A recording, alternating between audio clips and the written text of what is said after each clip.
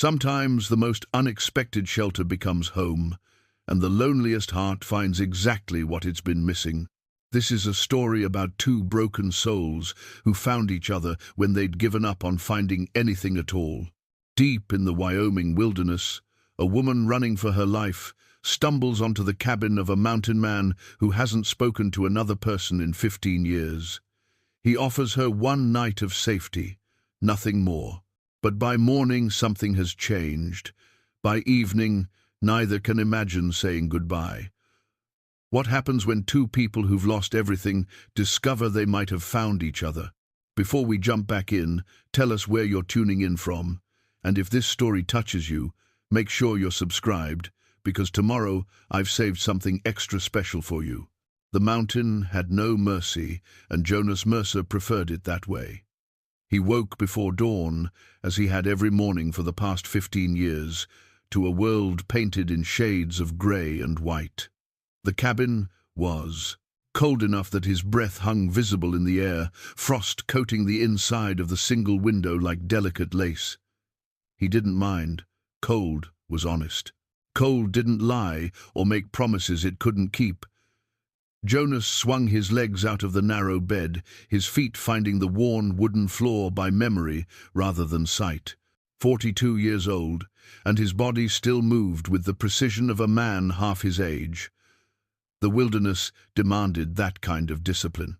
Out here in the Wyoming Territory, 100 miles from the nearest settlement, weakness meant death.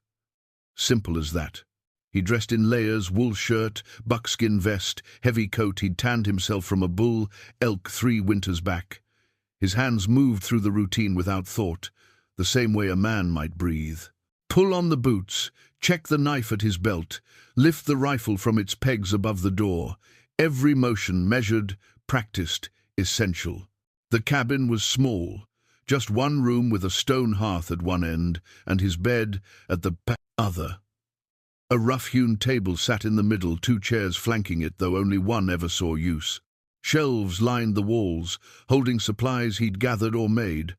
Dried meat, preserves in clay jars, traps and snares, ammunition he cast himself. Everything a man needed to survive alone, and nothing more. Well, almost nothing. In the corner, hidden behind a stack of firewood, was a small wooden cross. Jonas had carved it himself from pine, the wood now darkened with age. He never looked at it directly anymore, but he knew it was there. Some ghosts didn't need to be seen to haunt you. He built up the fire from last night's coals, added split wood until flames caught and held. The cabin warmed slowly, reluctantly, the way everything did in these mountains. Jonas set coffee to boil in a battered pot, real coffee, not the chicory substitute some men settled for. It was one of his few luxuries, brought up twice a year by a trapper who knew better than to ask questions or expect conversation. While the coffee heated, Jonas stepped outside into the pre-dawn darkness. The cold hit him like a physical blow, stealing his breath for just a moment. February in the high country, where winter ruled with an iron fist and spring was still a distant promise. Snow lay 3 feet deep in places, deeper where the drifts had piled against rocks and trees. The sky above was clear, stars still bright enough to cast shadows, the moon a thin crescent hanging low over the western peaks. Jonas stood on the narrow porch he'd built, taking in the world he'd chosen. His cabin sat in a small clearing, protected on 3 sides by towering pines and a granite ridge that broke the worst of the wind. A creek ran nearby, frozen solid now, but reliable come spring. Game trails crisscrossed, the slopes, deer, elk, sometimes bear. He'd chosen this spot with care 15 years ago, when he'd walked away from everything he'd known and decided to disappear. It had seemed like the right choice, then. Most days, it still did. He checked his trapline as the sun rose, painting the snow pink and gold. 6 traps, spaced over 2 miles of rough terrain. 2 held rabbits, frozen stiff in the night's cold. 1 had a marten, its dark fur valuable if he ever decided to make the journey to town. The others were empty, sprung by some animal clever enough to steal the bait without getting caught. Jonas reset the traps with practiced efficiency, his fingers quick despite the cold. He'd learned trapping from his father, back in Ohio, before the war, before everything. Those skills had kept him alive out here, kept him fed and clothed when other men would have perished. By the time he returned to the cabin, full morning had arrived. Jonas cleaned and dressed his catch, hung the meat to freeze, stretched the marten hide on a frame to cure. His hands moved automatically through tasks he'd done 1,000 times before. There was comfort in the routine, in the predictability of survival. He ate a simple breakfast of fried meat and cornbread left from yesterday's baking, washed down with strong coffee. Then he spent the afternoon mending gear, a torn coat, a broken trap spring, a crack in his snowshoes that needed binding. His hands were never idle. Idle hands led to idle thoughts, and idle thoughts led places he refused to go. But sometimes, despite his best efforts, the memories came anyway. Sarah's laugh, bright as morning sun. Emma's small hand in his, trusting and warm. The farm they'd built together outside Fort Collins, modest but thriving. The plans they'd made, the future they'd imagined, all of it gone in the space of a week when the fever came through. First Emma, burning up despite the cool cloths Sarah pressed to her forehead. Then Sarah herself, 3 days later, her body worn out from nursing their daughter and then succumbing to the same sickness. Jonas had buried them on a hillside, overlooking their land. He'd stood there for hours, or maybe days. Time had lost meaning, trying to understand how the world could simply continue when his entire reason for living had been ripped away. He'd left the farm that same week, walked away from the land, the animals, the life he'd built.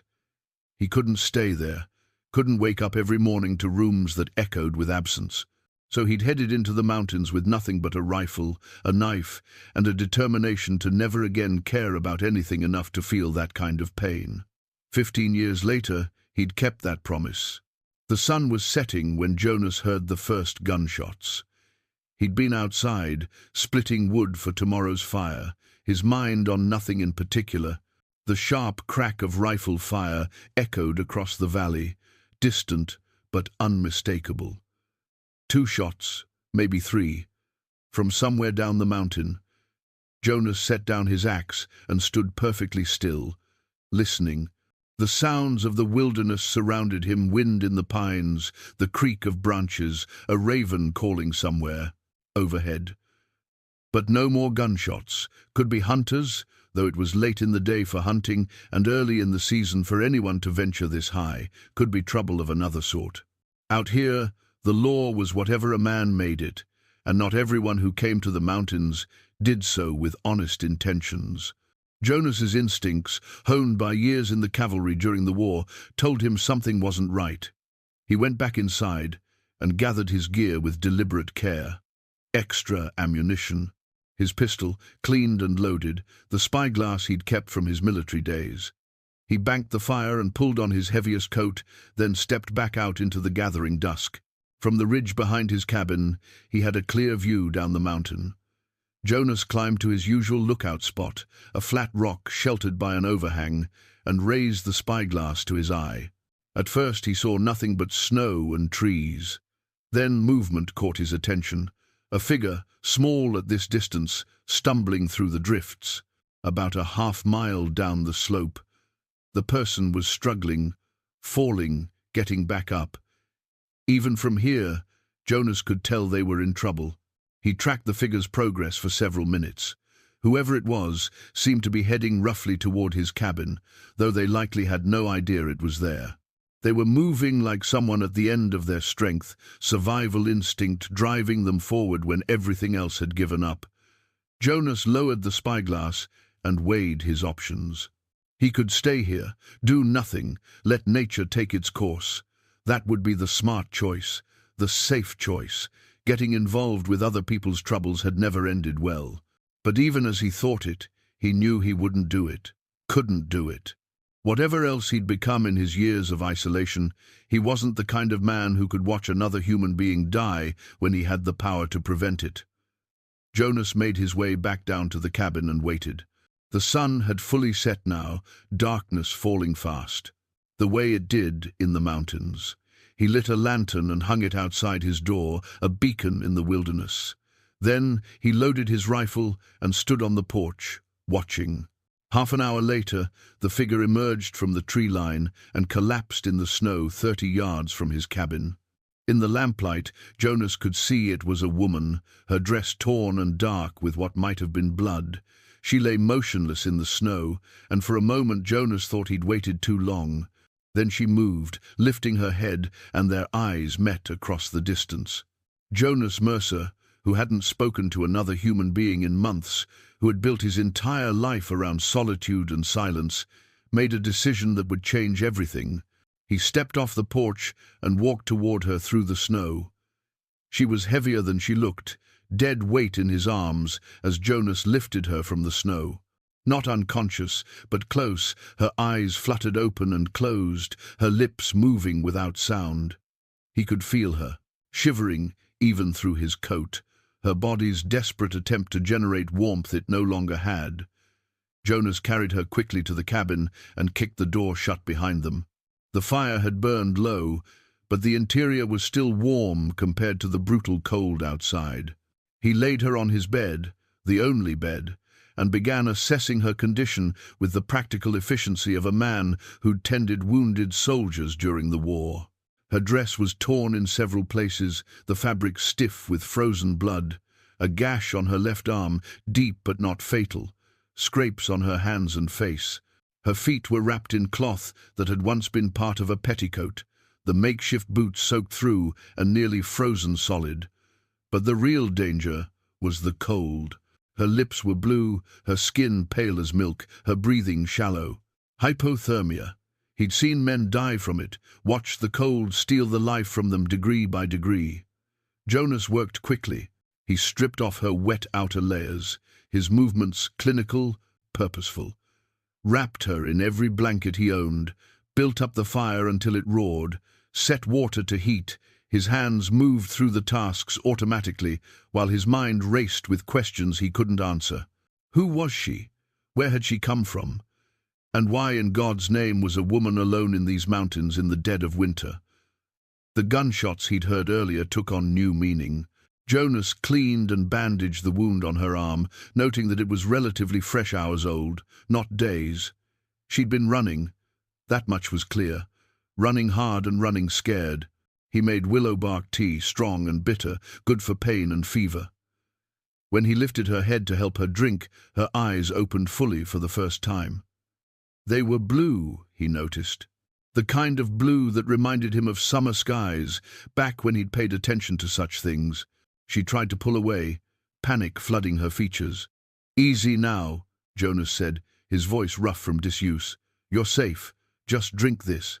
She stared at him for a long moment, and he could see her mind working, weighing her options.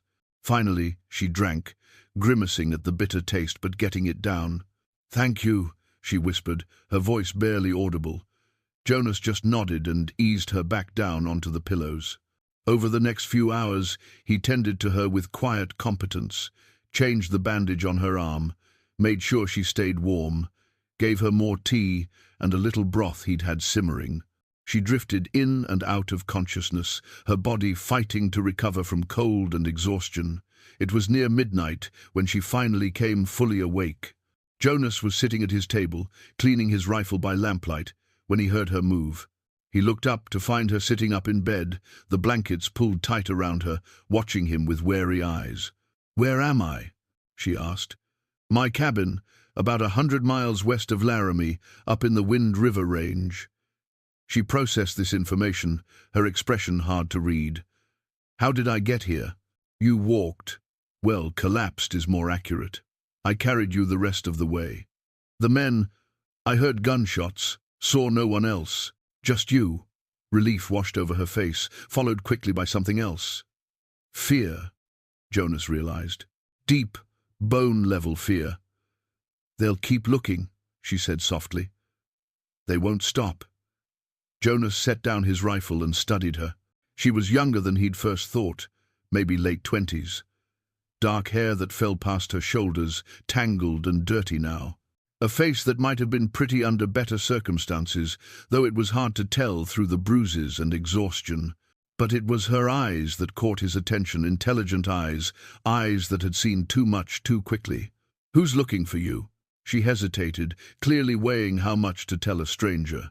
Jonas waited. He'd learned patience in the mountains, learned that silence was often more effective than questions. "Bounty hunters," she finally said. "Or men pretending to be. I'm wanted for murder back in Missouri." Jonas's expression didn't change. "Did you do it?" "Yes." She met his gaze steadily. "And no, it's complicated." "It usually is." She seemed surprised by his calm response, had probably expected shock or judgment. Jonas had seen too much death, caused too much of it himself during the war, to be shocked by much anymore. "My name is Catherine Williams," she said. "Kate, I was a schoolteacher in Street. Joseph. I worked for the Brennan family, teaching their younger children." She paused, her hands twisting in the blankets. "Their oldest son, Charles. He tried to force himself on me one night. I fought back. He fell, hit his head. He died." Jonas listened without interrupting. "His father is James Brennan, Senator James Brennan, powerful, wealthy, connected." Kate's voice was flat now, reciting facts. He couldn't accept that his son was the kind of man who would do such a thing. So he made me the villain, had a warrant issued for my arrest. Murder, they called it. Sent men after me. "How long you been running?" 3 weeks.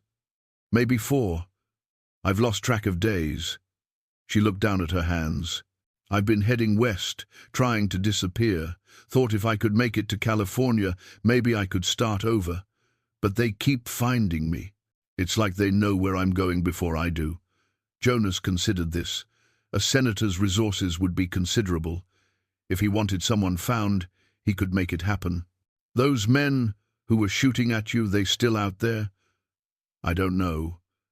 I lost them in the dark, in the storm. But they'll pick up my trail come morning." She looked at him, and he saw the exhaustion in every line of her face. "I'm sorry. I don't mean to bring trouble to your door. If you could just let me rest tonight, I'll leave at first light." Jonas stood and walked to the window, looking out at the darkness.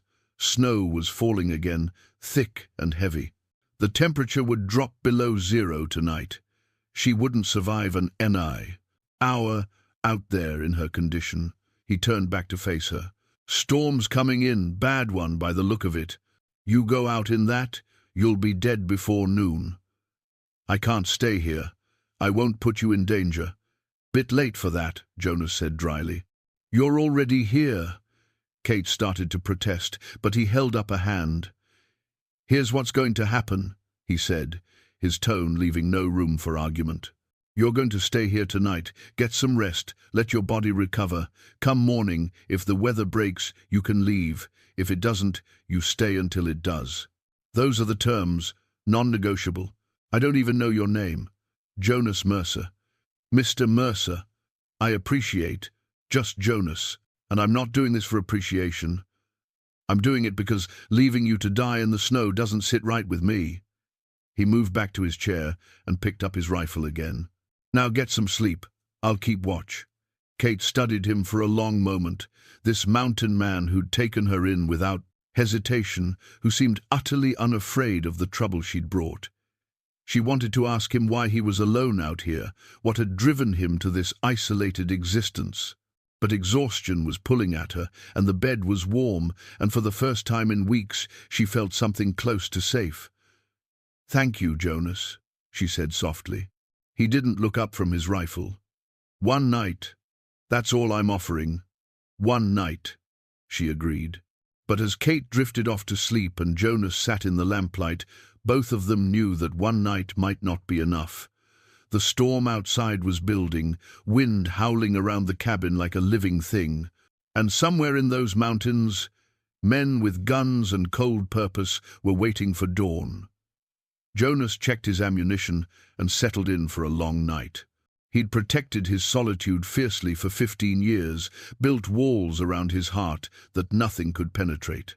But now there was a woman sleeping in his bed, danger circling in the darkness, and something stirring in his chest that felt dangerously close to caring. He told himself it was just one night. Come morning, she'd leave, and his life would return to the way it was meant to be. But the mountains, as always, had their own plans. 2 weeks had passed since Kate first stumbled into Jonas's world, and the cabin no longer felt like his alone. Her presence had woven itself into every corner, the quilt growing larger each evening, her dress hanging beside his coat, the way she hummed while working, the sound of her laughter when he said something unexpectedly dry and funny. Jonas tried not to think too hard about how natural it all felt. The weather had cleared enough for travel, but neither of them mentioned it. Instead, they fell deeper into their shared routine. Jonas continued teaching Kate wilderness skills with an intensity that surprised them both. She learned to set snares, to skin and dress game, to read the mountain's moods in the behavior of animals and the quality of the air. She was a quick study, fearless in a way that earned his respect. When he taught her to gut a deer, she didn't flinch from the blood. When he showed her how to cross an ice-covered stream, she followed his exact footsteps without hesitation. And when he handed her his knife and told her to defend herself, she held it with the grip of someone willing to use it. "You're not squeamish," he observed one afternoon as they worked together to smoke a haunch of venison. "Can't afford to be." "Not anymore." Kate adjusted the meat on the rack, checking the temperature of the smoke with her hand the way he'd shown her. "I was raised to be a lady, Jonas, proper and refined. But being proper doesn't keep you alive in the wilderness. You're doing good, better than most men I've known." The compliment, simple as it was, brought color to her cheeks. They'd begun working together on expanding Jonas's food stores, preparing for the next winter, a fact that didn't escape either of them. Planning for next winter meant Kate would be here for it. Meant this arrangement was becoming something more permanent than either had intended. One evening, as they worked side by side repairing a section of the cabin's roof where winter had damaged the shingles, Jonas found himself talking about things he hadn't spoken of in years. The farm he'd built with Sarah, the dreams they'd had for Emma's future, the way the morning light used to hit the kitchen window just right. Kate listened without interrupting, occasionally asking gentle questions that showed she understood the weight of what he was sharing. "What about you?" Jonas asked as they climbed down from the roof, the work complete. "Before all this, what did you dream about?" Kate was quiet for a moment, gathering her thoughts. "I wanted my own school, a real one, not just tutoring for wealthy families. A place where any child could come to learn, regardless of whether their parents could pay." She smiled, but there was sadness in it. "I wanted to make a difference, wanted to matter. You would have been good at it, would have been," she echoed. "Strange how quickly Wilby becomes, would have been." That night, as they sat by the fire, Kate stitching her quilt while Jonas carved a new handle for a broken tool, she looked up and asked, "What if I didn't leave at all?" Jonas's hands stilled on the wood. "You're already staying. I mean permanently. What if I stayed here, with you, and made this my home?" The question hung in the air between them, too large to ignore and too complicated to answer simply. Jonas set down his carving. "Kate, this isn't a life. This is survival. There's a difference." "Is there? Because it feels more like living than anything I did back in Missouri. You say that now, but you don't know what you're asking. Winter up here, real winter, is brutal. We're barely into spring. Come December, when we haven't seen another soul in months, when the snow is 8 feet deep and the temperature drops so low the air hurts to breathe, that's when the loneliness sets in. That's when people break. I'm not afraid of loneliness. I'm afraid of going back to a world where I have to look over my shoulder every day, where I can never feel safe." Kate set aside her quilting and moved closer. "With you, I feel safe. I feel like myself." Jonas stood abruptly, putting distance between them. "You feel that way because I'm the first person who's helped you since this all started. But I'm not. I can't be. Can't be what? Can't be what you need." The words came out harsh, defensive. "I'm a broken man living in exile. I've got nothing to offer except cold and solitude and memories I can't shake." "That's not true." "It is true. Sarah and Emma," his voice cracked on their names. "They deserved better than what I gave them. Deserved a man who could protect them, who could keep them safe. I failed them." Kate crossed to him, her expression fierce. "They died.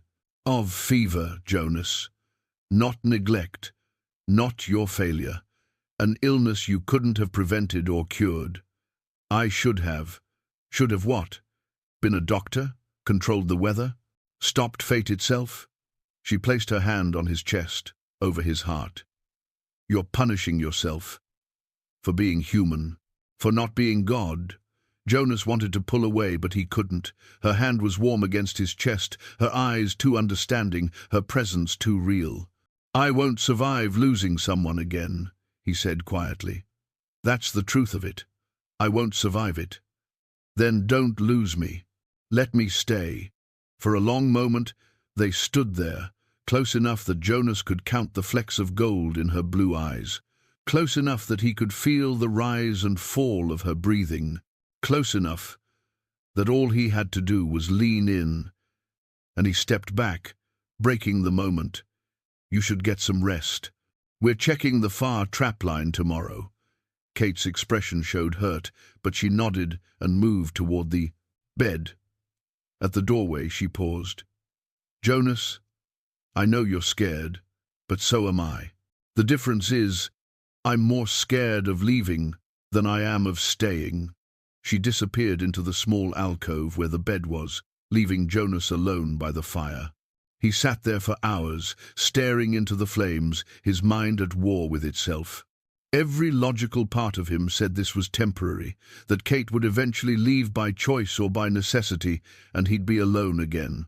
The smart thing would be to maintain his distance, to keep the walls up, to protect what was left of his battered heart. But there was another part of him, smaller but growing stronger, that wanted to believe that maybe, just maybe, it was possible to risk caring about someone again. That maybe Kate was right, and staying was worth the fear. The fire burned down to coals, and still Jonas sat there, caught between the life he'd built and the one that was trying to take shape around him. In the darkness of the alcove, Kate lay awake too, her hand clutching the silver locket she wore, a gift from her mother, the only thing she'd managed to keep through all her running. Inside was a small portrait, faded but precious. She understood Jonas's fear because she felt it too. But she also understood something he didn't seem to grasp yet. Fear of loss was no way to live. Eventually, you had to choose between protecting yourself from pain and allowing yourself to feel anything at all. Kate had made her choice. Now, she could only wait for Jonas to make his. Morning brought an uneasy truce. Neither spoke of the previous night's conversation, but it hung between them like morning mist, visible but ungraspable. Jonas was preparing to check his trapline alone when Kate emerged from the cabin, already dressed in the heavy clothes he'd modified for her from his own spare gear. "I'm coming with you," she said, her tone leaving no room for argument. Jonas considered protesting, but something in her expression told him it would be pointless. Besides, she'd proven herself capable over the past weeks. And if he was being honest, he'd come to appreciate her company, even when words weren't necessary. They set out in silence, following the route Jonas had walked 100 times before. The morning was clear but cold, the kind of cold that made every breath visible and turned exposed skin numb in minutes. Kate kept pace without complaint, her movements more confident now, more sure of the terrain. The first 3 traps held nothing. The 4th had caught a decent-sized rabbit. As Jonas worked to reset it, Kate surveyed their surroundings with the vigilance he'd taught her, always watching, always aware. It was she who noticed the tracks. "Jonas," she said quietly. Look.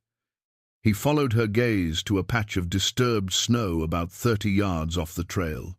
Fresh tracks, large and numerous. His gut tightened with recognition even before he moved closer to examine them. Wolves, pack, by the number of prints, and recent made within the last few hours. We should head back, Kate said, her voice steady despite the tension in her shoulders. Agreed. They'd gone perhaps a mile when Jonas heard it, a low growl that raised the hair on the back of his neck. He raised his hand, stopping Kate in her tracks. She understood immediately, her hand moving to the pistol at her belt. The wolves emerged from the tree line like grey ghosts. 5 of them, lean and hungry, their winter coats rough with the lean months. The alpha, a scarred male missing half an ear, stood at the front, his yellow eyes fixed on Jonas and Kate with calculated interest. Easy, Jonas murmured, bringing his rifle to his shoulder, but not yet aiming. Back up slowly. Don't run. They retreated step by careful step, but the wolves advanced to match, maintaining the distance. Hunting behavior. The pack was testing them, looking for weakness, deciding whether 2 humans were worth the risk. The answer came when a younger wolf, overeager, broke from the pack and lunged. Jonas's rifle cracked, the shot true. The young wolf dropped, and chaos erupted.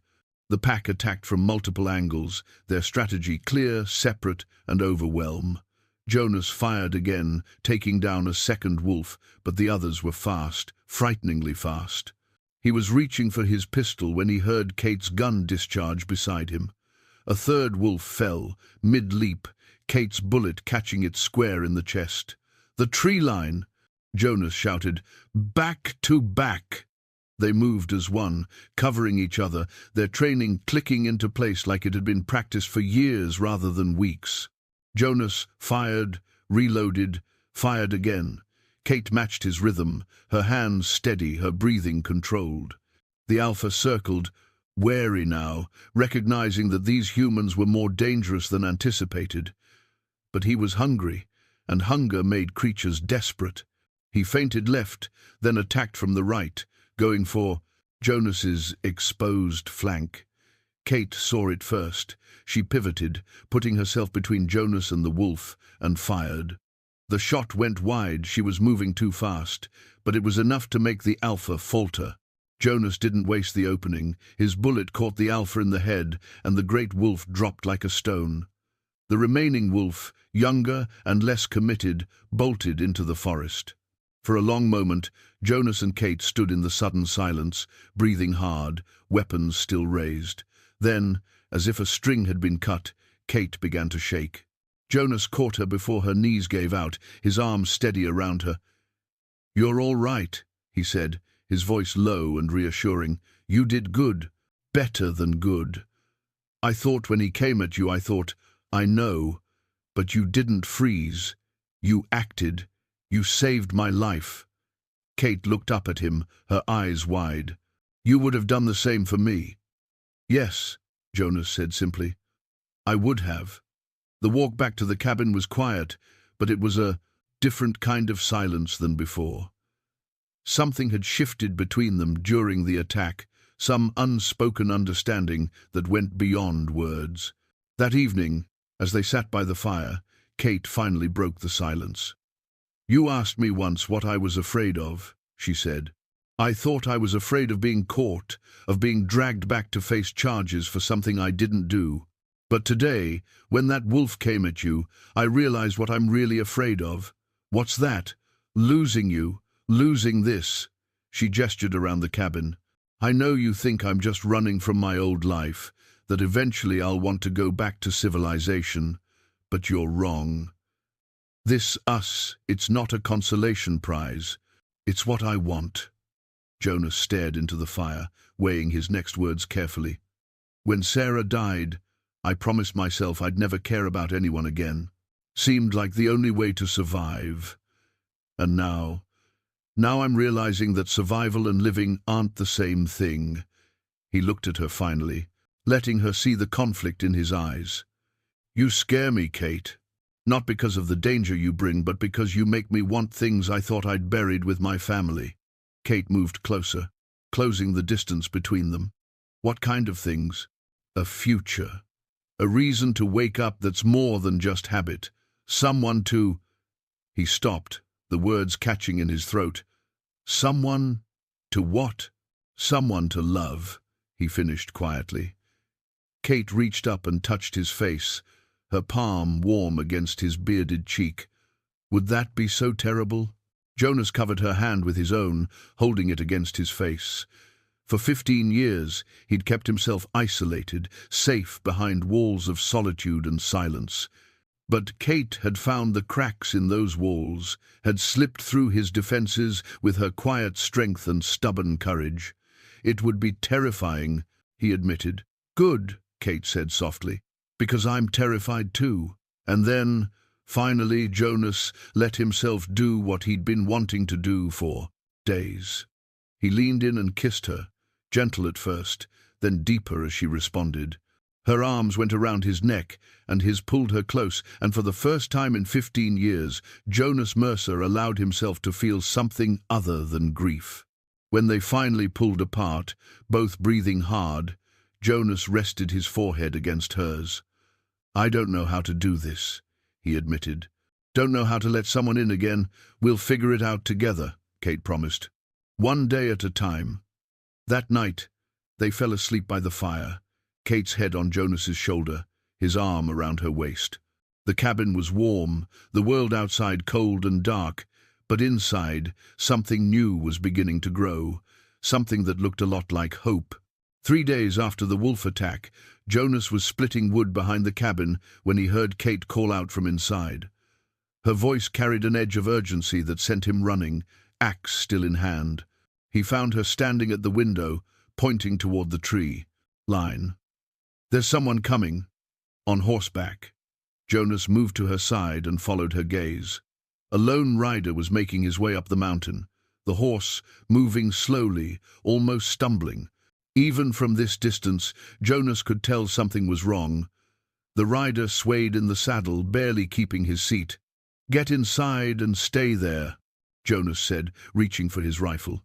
"Could be a trap." But as the rider drew closer, Jonas could see it wasn't a trap, it was a man barely clinging to life. He collapsed from the horse 30 feet from the cabin, hitting the snow hard and not moving. Jonas approached cautiously, rifle ready, while Kate watched from the window. The horse stood nearby, exhausted, its flanks heaving. Jonas reached the man and rolled him over carefully. He was young, maybe 30, dressed in a heavy coat that was soaked with blood. His face was pale, his breathing shallow and labored. A gunshot wound, Jonas realized, probably 2 or 3 days old based on the infection. He could smell even through the cold. "Kate," Jonas called, "I need your help." Together, they carried the man inside and laid him on the bed. His eyes fluttered open as they worked to remove his coat, revealing a bloody shirt beneath and a deputy marshal's badge pinned to his vest. Kate froze when she saw the badge, her face going pale. "Easy," Jonas told the marshal. "We're going to help you." The man's hand shot out, grabbing Jonas's wrist with surprising strength. "Catherine Williams," he gasped. Is she here?" Jonas and Kate exchanged a look. "I'm here," Kate said, stepping forward despite her obvious fear. "How did you know?" "Been tracking you." The marshal managed, each word clearly costing him. "Not to arrest, to help. But they found me first." Jonas cut away the man's shirt, revealing 2 bullet wounds, one in the shoulder, one in the side. Both were infected, the flesh around them red and swollen.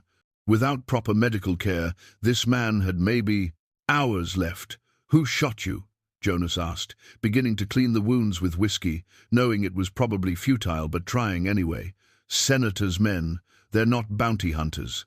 They're assassins." The marshal coughed, blood flecking his lips. Need to tell you." "Don't talk," Kate said, her voice shaking. "Save your strength." But the marshal shook his head. "No time. Listen. He fumbled at his coat, pulling out a leather journal from an inner pocket. "It's all in here. The truth." Jonas took the journal and opened it, reading quickly. What he found made his blood run cold. The journal belonged to Deputy Marshal William Garrett, and it detailed months of investigation into Senator James Brennan. Kate's employer, or rather, her former employer, wasn't just a wealthy man protecting his son's reputation. He was involved in a massive corruption scheme involving land fraud, bribery, and intimidation. Federal lands were being sold illegally to railroad companies, with Brennan taking substantial payments to look the other way and use his influence to smooth over any investigations. Charles Brennan, the senator's son who had attacked Kate, had been involved too. More than that, he'd been the one collecting the bribes, moving the money. Kate had witnessed one such exchange without understanding what she'd seen, had walked in on Charles meeting with a railroad executive, taking an envelope full of cash. Charles had attacked her not out of simple brutality, but to silence her. And when he died in the struggle, the senator had seen an opportunity to eliminate a witness and protect his conspiracy at the same time. "You were never being hunted for murder," Jonas said to Kate, his voice tight. "You were being hunted because you could expose his corruption." "I didn't even know what I saw," Kate whispered, her eyes wide with horror. "I thought it was just his allowance or something. I didn't ask questions."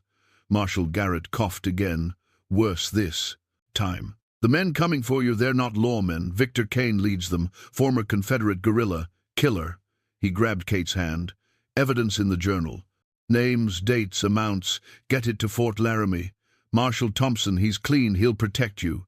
He'll—" The marshal's words cut off as another coughing fit overtook him. Jonas could see the life draining from him, could see the moment when fighting stopped being possible. "How far behind are they?" Jonas asked urgently. "Kane and his men, how close?" 3 days, maybe 4. I tried to lead them away, but Garrett's eyes found Kate's. "I'm sorry. Sorry I couldn't protect you better." "You came all this way to warn me," Kate said, tears streaming down her face.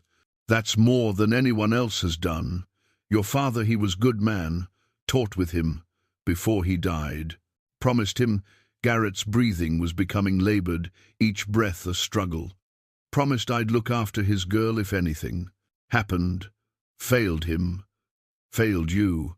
"No," Kate said firmly. "You didn't fail. You found me. You're giving me a chance." Garrett managed a weak smile. "Get to Fort Laramie.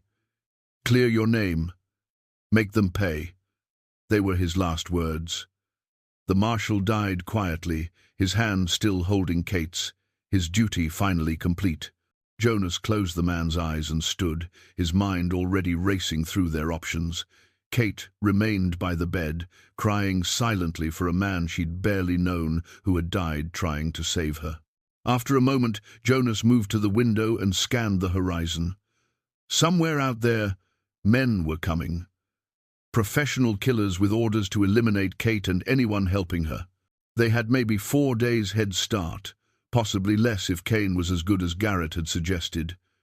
"Kate," Jonas said gently, "we need to talk." She wiped her eyes and joined him. Together, they examined the journal more carefully, reading through page after page of meticulous notes. Garrett had documented everything. Payments, dates, meetings, witnesses. It was enough to bring down the senator and half his associates, but only if they could get it to someone trustworthy. "Fort Laramie," Kate said. "That's where we need to go. That's 12 days' journey from here, hard travel, through rough country. And we'd have to assume Kane will be tracking us the whole way.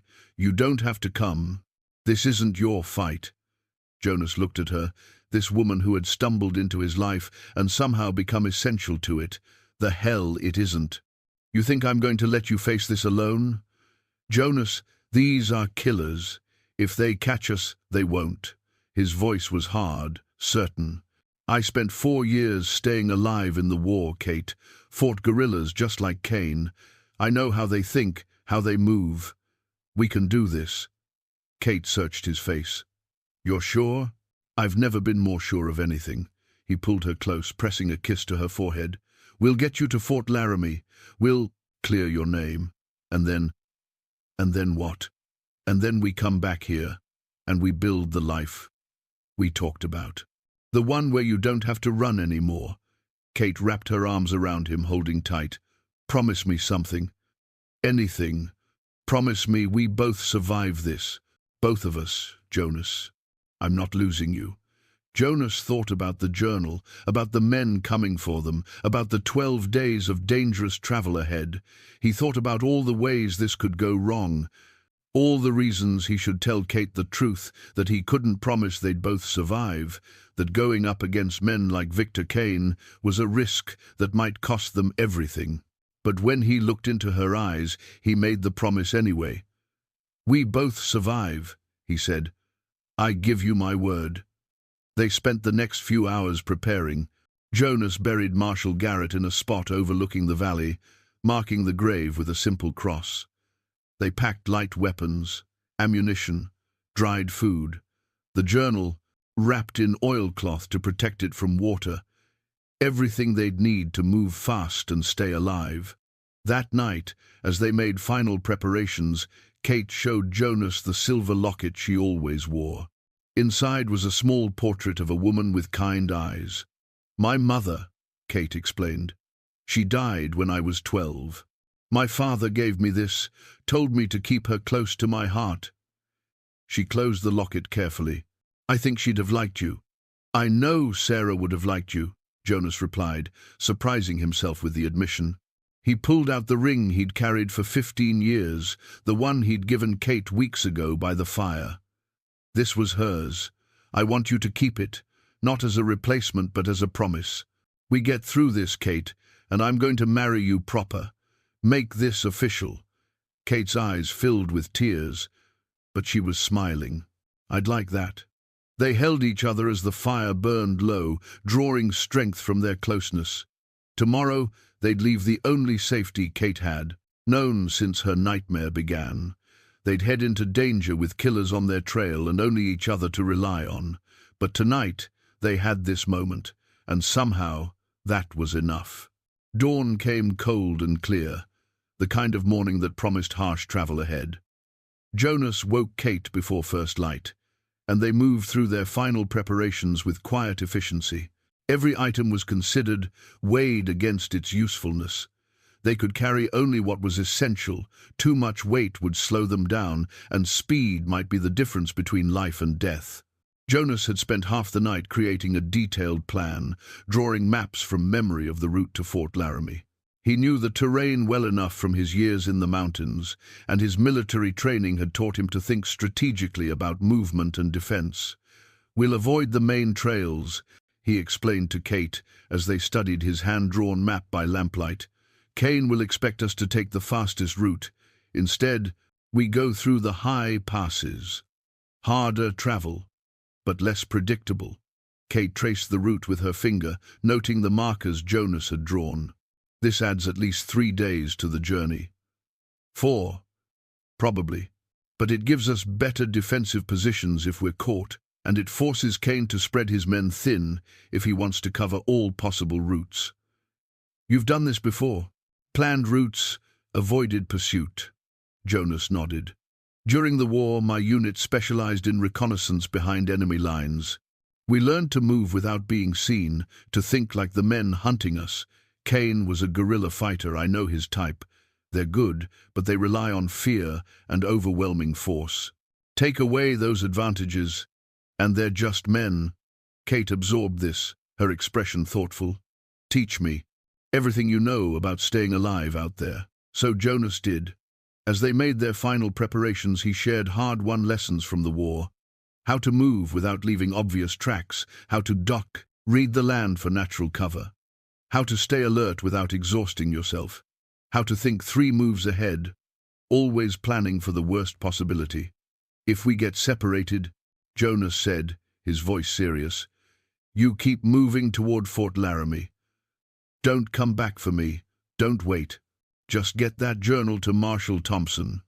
"Jonas, promise me, Kate. This is bigger than either of us."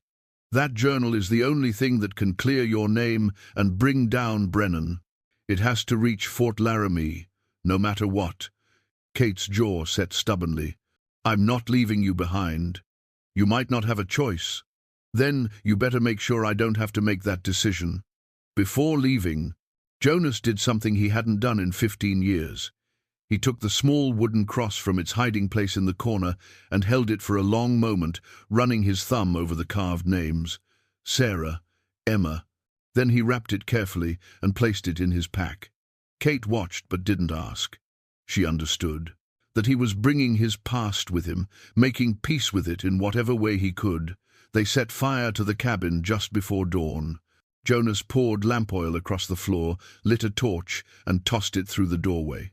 The structure caught quickly, flames climbing the walls, consuming the shelter that had been his sanctuary for 15 years. "Are you sure?" Kate asked, watching the fire grow. "They'll come here looking for us. This way they waste time searching through the ashes, trying to figure out if we died in the fire or escaped. Buys us maybe half a day." As they walked away from the burning cabin, Jonas didn't look back. That life was over. Whatever came next, it would be different. It had to be. The first 3 days of travel were brutal but uneventful. They moved through high country where the snow still lay deep, following game trails and creek beds, avoiding anywhere a man on horseback might easily travel. Jonas set a punishing pace, and Kate kept up without complaint, though he could see the exhaustion in her face each evening when they made camp. They slept in shifts, never both at the same time, built no fires that might give away their position, ate cold food and melted snow for water. It was miserable, uncomfortable travel, but Jonas knew it was necessary. Every hour they stayed ahead of Cain was an hour closer to safety. On the 4th day, they found signs that they were being followed. Jonas spotted it first, a disturbance in the snow on a ridge above their position. Someone had stood there recently, watching the valley below. The same valley they'd crossed that morning. "How close?" Kate asked, her hand instinctively moving to her pistol. Jonas studied the tracks carefully. "These are from yesterday, maybe the day before. They're behind us, but not by much." They increased their pace, moving faster despite the rough terrain. That night, they camped in a narrow canyon with only one approach, a spot Jonas could defend if necessary. He took first watch while Kate tried to sleep, though he could tell from her breathing that rest wasn't coming easily. She said finally, giving up on sleep, "Tell me about after, when this is over." Jonas kept his eyes on the darkness beyond their small camp. "What do you want to know?" "Everything. The ranch you mentioned. What would it look like?" He smiled slightly, allowing himself to imagine it. "Small place, maybe 100 acres near Cheyenne. Close enough to town for supplies and company, far enough out for peace. A proper house, not a cabin. 2 stories, with windows that actually let in light. A barn for horses, a chicken coop, maybe some cattle. And the school I talked about? You'd open it in town. I'd build the benches and desks myself. Make sure every child had a slate and chalk, books to read. You'd teach them reading and arithmetic and whatever else you thought they needed to know." Kate moved closer, sitting beside him in the odor. "Darkness. You've thought about this. More than I probably should, given where we are. I like that you've thought about it. Makes it feel real." Jonas turned to look at her, this woman who had somehow become his entire future. "It will be real, Kate. I promise you that." On the 7th day, they descended from the high country and entered a region of dense forest and rocky ravines. The travel was easier here, but Jonas felt increasingly uneasy. They were getting close to areas where people lived, where Cain could have eyes watching for them. That afternoon, they stopped at a stream to refill their water skins. Kate was crouched by the water when Jonas heard it, the soft sound of a horse's bridle, maybe 200 yards away. He grabbed Kate's arm and pulled her into thick brush, his hand over her mouth. She understood immediately, going perfectly still. Through gaps in the foliage, Jonas watched as 3 riders passed along a nearby trail. They were armed, moving slowly, clearly searching for something, or someone. One of them was a tall man with a scar running down the left side of his face, his eyes cold and calculating. Jonas recognized the type immediately, a killer who'd made murder his profession, Victor Kane. The riders passed without seeing them, but Jonas's blood had gone cold. Kane wasn't behind them anymore. He'd gotten ahead, was setting up ambush points along the likely routes to Fort Laramie. "We need to change our approach," Jonas whispered once the riders were out of earshot. "Kane's smart. He's not chasing us. He's herding us. What do we do?" Jonas pulled out his map and studied it, thinking through their options. Every direct route to Fort Laramie would take them through areas where Kane could set up ambushes. But there was one possibility, a route so difficult and dangerous that no one would expect them to take it. "We go through Devil's Pass," Jonas said finally. Kate's eyes widened. She'd heard of Devil's Pass. Everyone in the territory had. A narrow canyon with walls so steep they blocked the sun, prone to rock slides, haunted by stories of people who'd gone in and never come out. "That's suicide," she said. "Maybe, but it's also our best chance. Kane won't expect it, won't have men positioned there. If we can make it through, we come out less than 2 days from Fort Laramie with nothing between us and safety. And if we can't make it through," Jonas met her eyes, "then at least we'll die trying on our own terms." Kate was quiet for a long moment, weighing the options. Finally, she nodded. "All right, Devil's Pass it is." They changed course immediately, heading southwest toward the infamous canyon. The terrain grew rougher, forcing them to lead their borrowed horse through areas where riding was impossible. By nightfall, they could see the dark slash in the mountains that marked the entrance to Devil's Pass. That night, they made camp one last time before entering the canyon. Jonas gave Kate his first wife's ring formally, slipping it onto her finger with hands that were surprisingly steady. "When we get through this," he said, "I'm going to marry you proper, with a preacher and witnesses and everything legal." "I'll hold you to that," Kate replied, then kissed him with a fierceness that spoke of hope and fear in equal measure. They fell asleep in each other's arms, drawing warmth and comfort from their closeness. Tomorrow they'd enter Devil's Pass and gamble everything on one dangerous journey through the mountains.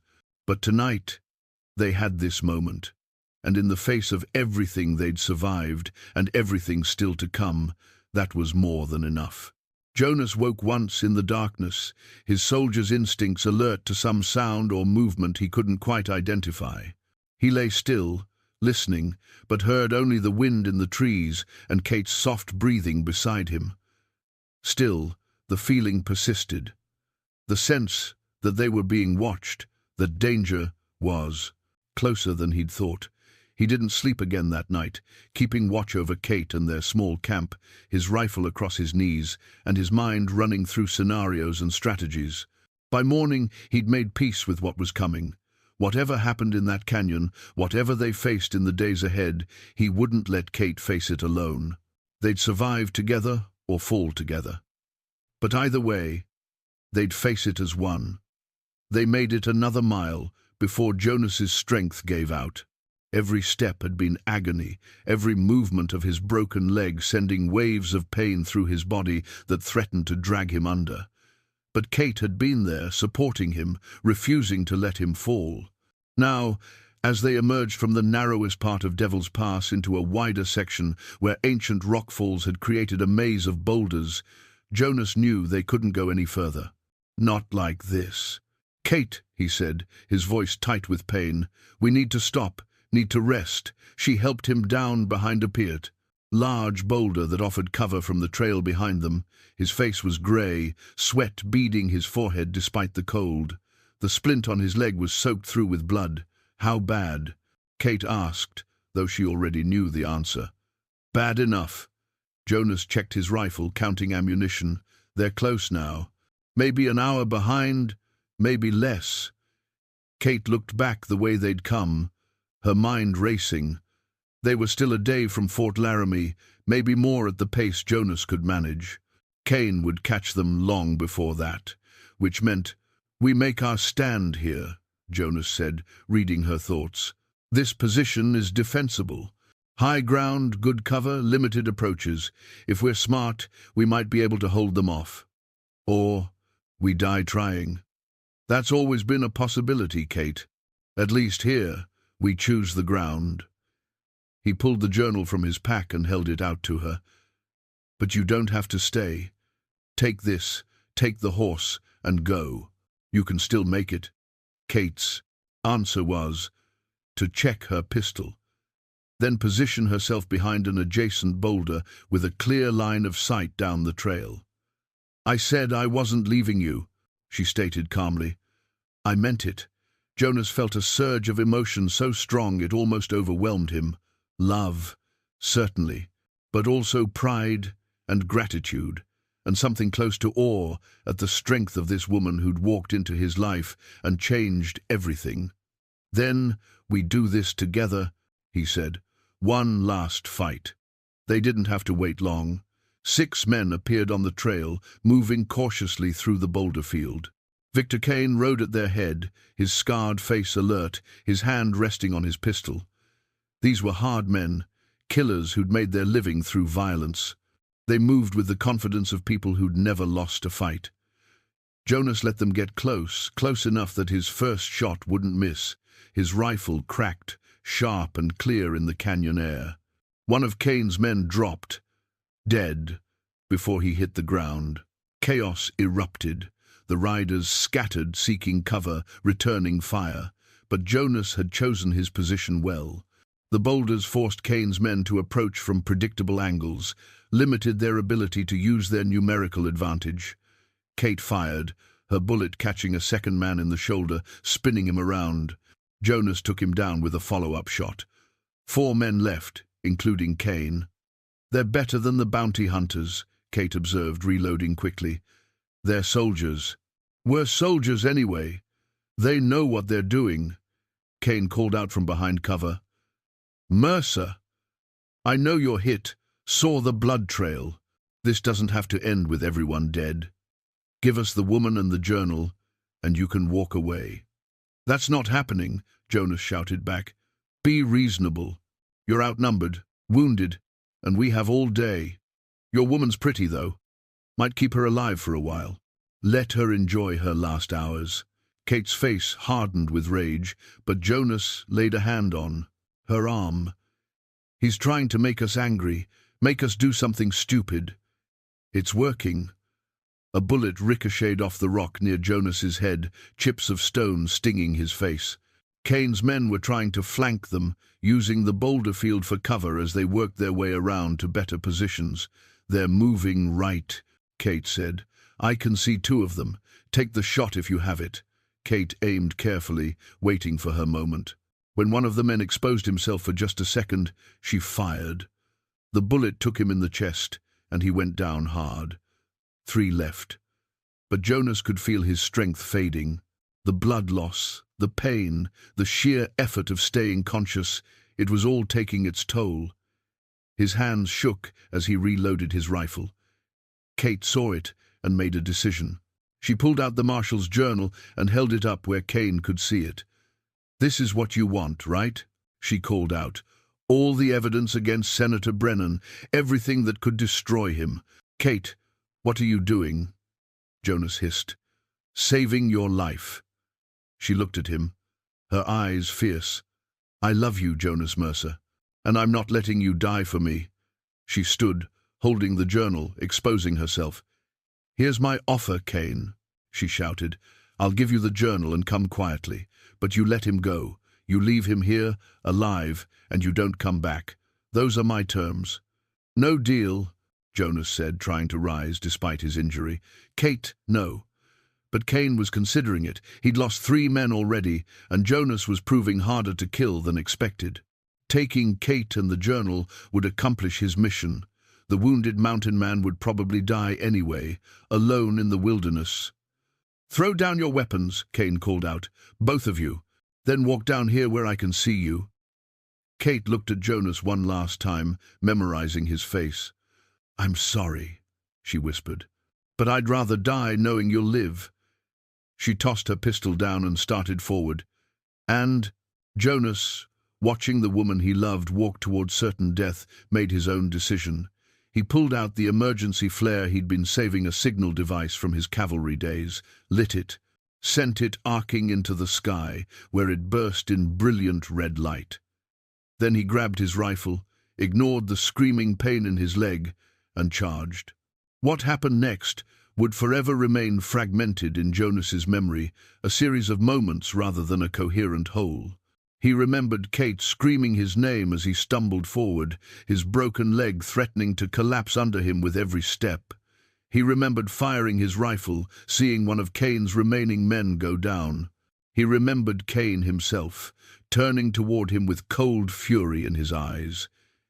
He remembered the sound of gunfire, so much gunfire, and wondering whose bullets were finding their marks. What he didn't remember, what he'd only learn later, was that his signal flare had been seen by a cavalry patrol from Fort Laramie, out on routine reconnaissance in the territory. 30 soldiers, commanded by a young lieutenant who'd recognized a military distress signal and decided to investigate. They'd arrived at full gallop just as Kane raised his pistol toward Kate. The fight that followed was brief and brutal. Kane's remaining men, already bloodied and outnumbered, faced trained cavalry soldiers with no mercy for assassins. 2 surrendered immediately. The third tried to fight and was cut down.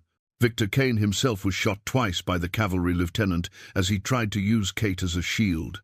He fell into the dust, his killing days finally over. Jonas remembered collapsing, remembered Kate's face above his, her hands pressing against his leg wound, trying to stop the bleeding.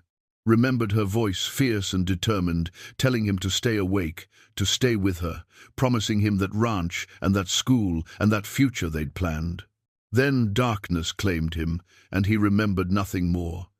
He woke 3 days later in a hospital bed at Fort Laramie. His leg was splinted properly now, the bone set by an actual doctor. Kate sat beside his bed, her head resting on the mattress, asleep with her hand holding his. "Kate," he whispered, his throat raw. She jerked awake, and when she saw his eyes open, she burst into tears. "You stubborn, foolish, wonderful man, you nearly died." "But I didn't." "No, you didn't. Neither of us did." Over the following days, as Jonas slowly recovered his strength, Kate filled him in on everything that had happened.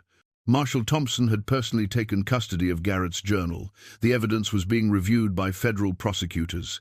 Senator Brennan had been arrested, along with half a dozen associates. Kate's murder charge had been formally dismissed, her name cleared. Victor Kane had survived his wounds, barely, and was singing like a canary to save his own neck. Every detail of Brennan's conspiracy was coming to light. Justice, slow but inevitable, was finally arriving. "You're free," Jonas said, squeezing Kate's hand. "Truly free." "We're free," she corrected. "Both of us." The doctors warned that Jonas's leg would never fully heal, that he'd walk with a limp for the rest of his life. Jonas didn't care. He could walk, could work, could build the future he'd promised Kate.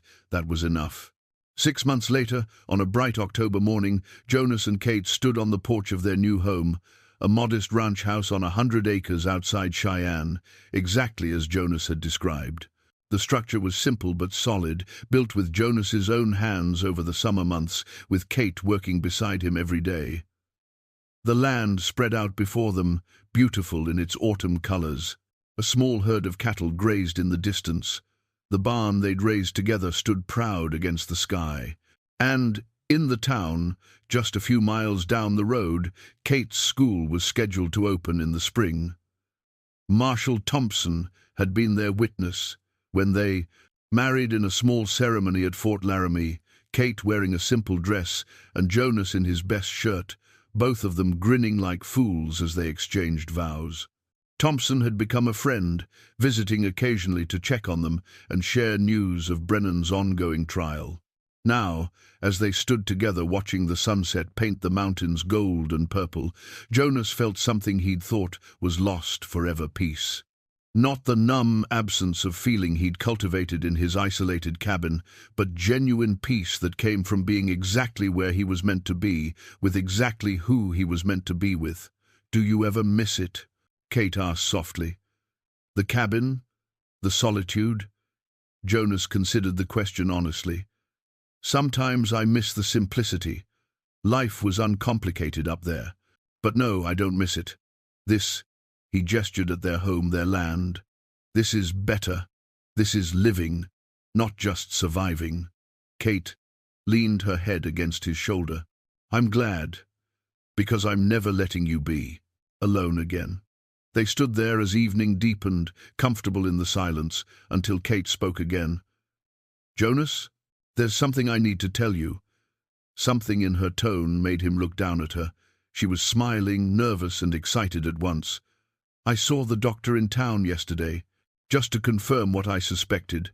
She took his hand and placed it on her stomach.